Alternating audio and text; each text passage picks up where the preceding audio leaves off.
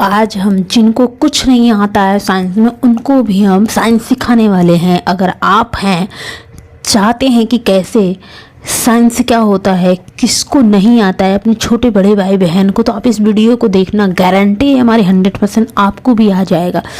तो गाइस, क्या आपको पता है कि असल में मोशन क्या होता है, यानी कि गति क्या होती है? जब कोई वस्तु अपनी जगह बदलती है, यानी समय के साथ उसकी स्थिति बदलती है, तो हम कहते हैं कि वह मोशन में है।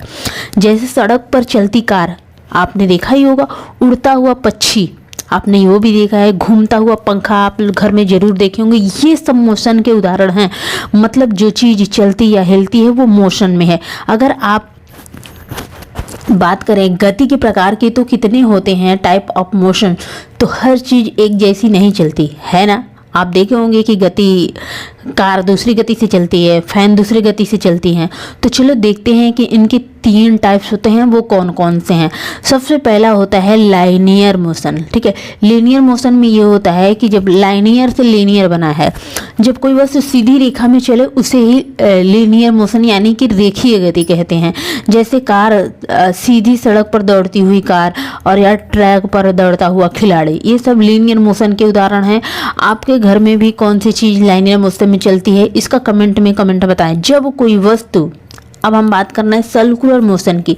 सर्कुलर मोशन वो होता है जब कोई वस्तु किसी स्थिर बिंदु के चारों ओर घूमती है, तो उसे वृत्तीय गति कहते हैं। जैसे पंखे के पंख, यानी पंखा जो है ना हमारा, उसका जो पंख है, घड़ी की जो सुई एक ही दिशा से ऐसे बार बार घूमती है। या मेले का झूला आप गए होंगे, बड़ा वाला मेला झूला और बड़ा वाला उसमें लगा हुआ झूला जिस पे बैठते हैं आप, बहुत बड़ा घूमता है। ये सब गोल घूमते हैं, यही है सर्कुलर मोशन। अब थर्ड आता है पीरियोडिक मोशन। ठीक है, पीरियोडिक मोशन का मतलब होता है हिंदी में आवर्ती गति। जब कोई वस्तु बार बार एक निश्चित समय के बाद अपनी चाल दोहराती है तो उसे आवर्ती गति कहते हैं। जैसे झूला आगे पीछे जाता है, ठीक है, यह लोलक, पेंडुलम का झूला, या सब ये सभी क्या है, पीरियोडिक मोशन के उदाहरण हैं।